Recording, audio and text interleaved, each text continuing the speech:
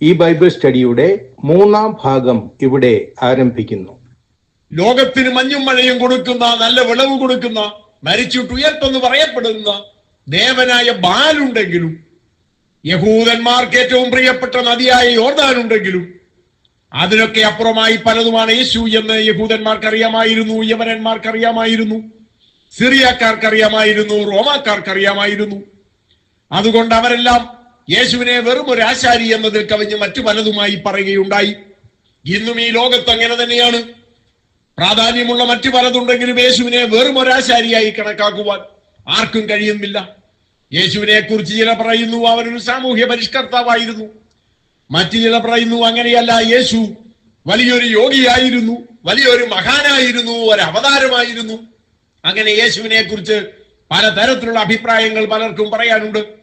എന്നാൽ യേശുവിനെ കുറിച്ച് യഥാർത്ഥ ജ്ഞാനം നേടിയവർ ഈ ലോകത്ത് വളരെ കുറച്ചു മാത്രമേയുള്ളൂ. അക്കാലത്തെയും സ്ഥിതി അത് തന്നെയായിരുന്നു. യേശുവിനെ കുറിച്ച് പലരും പല അഭിപ്രായങ്ങൾ പറഞ്ഞു. ചിലർ പറഞ്ഞു യേശു യോഹന്നാനാണ്, യോഹന്നാൻ സ്നാപകനാണ്. യേശു തന്റെ പ്രവൃത്തി ആരംഭിച്ചപ്പോഴേക്കും യോഹന്നാൻ തടവിലായി കഴിഞ്ഞിരുന്നു. ഏറെ താമസിയാതെ യോഹന്നാൻ കൊല്ലപ്പെടുകയും ചെയ്തു. യോഹന്നാൻ കൊല്ലപ്പെട്ട് ഏറെ താമസിയാതെയാണ് യേശു തന്നെ കുറിച്ച് ജനങ്ങൾ എന്തു പറയുന്നു എന്ന് തന്റെ ശിഷ്യന്മാരോട് ഇപ്രകാരം ചോദിച്ചത്. മരിച്ചുപോയ യോഹന്നാൻ ഇതാ ഉയർത്തെഴുന്നേറ്റിരിക്കുന്നു. ആ യോഹന്നാൻ തന്നെയാണ് യേശു എന്ന്. കാരണം യോഹന്നാന്റെ ശുശ്രൂഷയും യേശുവിന്റെ ശുശ്രൂഷയും തമ്മിൽ അത്രത്തോളം സാമ്യമുണ്ടായിരുന്നു. മാത്രമല്ല, യോഹന്നാൻ മരിച്ചേറെ കഴിയും മുമ്പെയാണ് യേശു പ്രശസ്തനായത്. അതുകൊണ്ട് മരിച്ചുപോയ യോഹന്നാൻ തന്നെ ഉയർത്തെഴുന്നേറ്റതാണ് എന്ന് ജനങ്ങൾ പറയുവാനിടയായി. വ്യാജന്മാരായ കപടഭക്തന്മാരായ ആൾക്കാരുടെ മുഖത്ത് നോക്കിക്കൊണ്ട് സർപ്പസന്തതികളെ എന്ന് വിളിച്ചവനാണ് യോഹന്നാൻ. രാജ്യം ഭരിച്ചിരുന്ന രാജാവിന്റെ മുഖത്ത് നോക്കിക്കൊണ്ട് നീ ചെയ്യുന്നത് തെറ്റാണ് എന്ന് പറയുവാൻ ധൈര്യം കാണിച്ചവനാണ് യോഹന്നാൻ. അതുകൊണ്ട് യേശുവിന്റെ പ്രവൃത്തി കണ്ടപ്പോൾ ജനങ്ങൾക്ക് തോന്നി യേശു യോഹന്നാൻ തന്നെയാണ്. കാരണം യേശുവിന്റെ പ്രവൃത്തിയും ആ തരത്തിലുള്ളത് തന്നെയായിരുന്നു. ആരെയും കൂസാതെ സത്യം വിളിച്ചു പറയുന്നവൻ, പരീശന്മാരുടെയും ശാസ്ത്രിമാരുടെയും ഒക്കെ മുഖത്ത് നോക്കിക്കൊണ്ട് സർപ്പസന്തതികളെ, വെള്ളയടിച്ച ചുവരെ എന്നൊക്കെ വിളിക്കുവാൻ യേശുവിന് മടിയുണ്ടായില്ല. അതുകൊണ്ട് ജനങ്ങൾ ഓർത്തു ഇത് യോഹന്നാൻ ഉയർത്തെഴുന്നേറ്റ് തന്നെയാണ്. ആ ദേശത്ത് അങ്ങനെ ഒരു കഥ വരുന്നു, ഇതാ യോഹന്നാൻ ഉയർത്തെഴുന്നേറ്റിരിക്കുന്നു, അവനിപ്പോൾ യേശു എന്ന പേരിലാണ് അറിയപ്പെടുന്നത്, നസറേത്തുകാരൻ എന്നുള്ള പേരിലാണ് അറിയപ്പെടുന്നത്. അതുകൊണ്ടാണ് ശിഷ്യന്മാർ യേശുവിനോട് പറഞ്ഞത്, നിന്നെ കുറിച്ച് ചിലർ പറയുന്നത് നീ യോഹന്നാൻ സ്നാപകനാണ് എന്നാണ്. അപ്പോൾ യേശു തന്നെ ശിഷ്യന്മാരോട് ചോദിക്കുകയാണ്, നിങ്ങൾക്ക് എന്താണ് എന്നെ കുറിച്ച് പറയാനുള്ളത്? ഇത് കേൾക്കുമ്പോൾ നമുക്ക് പലപ്പോഴും തോന്നും, യേശുവിന് എന്താ ഇതൊന്നും അറിഞ്ഞുകൂടായോ? ജനങ്ങൾ തന്നെ കുറിച്ച് എന്താണ് പറയുന്നതെന്ന് യേശുവിന് മനസ്സിലാകുന്നില്ലയോ? യേശുവിനെ ഇതൊന്നും മനസ്സിലാക്കാനുള്ള കഴിവില്ലെങ്കിൽ യേശു എങ്ങനെയാണ് ദൈവമാകുന്നത്?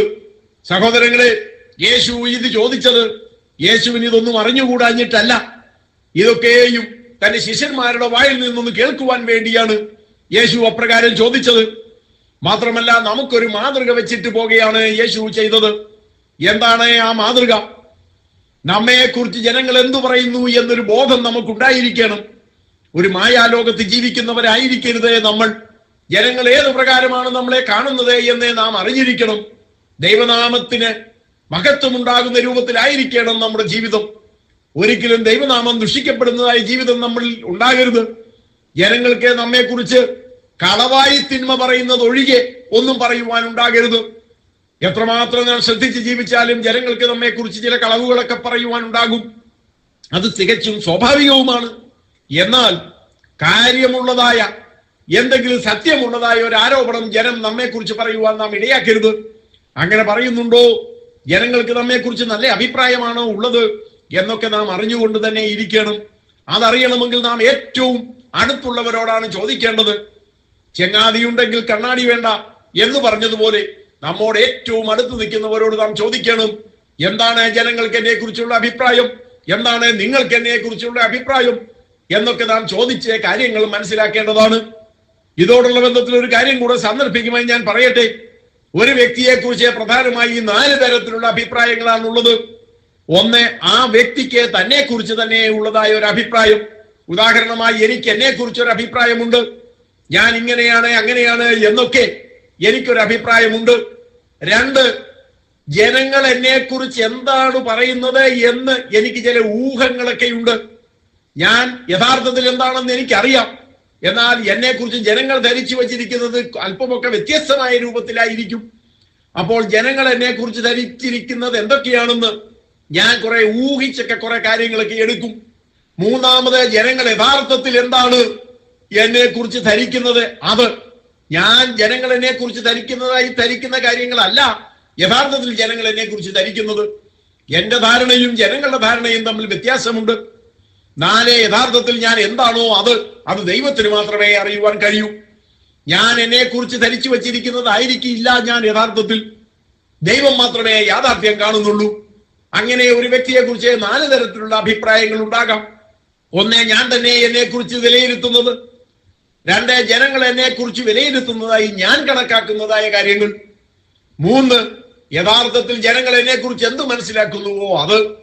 4, യഥാർത്ഥത്തിൽ ഞാൻ എന്താണോ അത് ദൈവത്തിന് മാത്രമേ കാണാൻ കഴിയൂ. ഇതിൽ 3-ാമത്തെ കാര്യം, ജനങ്ങൾ എന്നെക്കുറിച്ച് എന്തു പറയുന്നു, അത് പ്രാധാന്യമുള്ള കാര്യമാണ്. കാരണം എന്നെക്കുറിച്ച് മോശമായ അഭിപ്രായമാണ് ജനങ്ങൾക്കുള്ളതെങ്കിൽ ഞാൻ പറയുന്നതിന് വില വെക്കുകയില്ല. വ്യക്തിപരമായി എന്റെ ജീവിതത്തിൽ അങ്ങനെ പല പ്രശ്നങ്ങൾ ഉണ്ടാകാറുണ്ട്. സത്യം തുറന്നു പറയുന്നത് കൊണ്ട് പലരും എന്നെക്കുറിച്ച് ശരിയായ വിധത്തിലല്ല ധരിച്ചിരിക്കുന്നത്.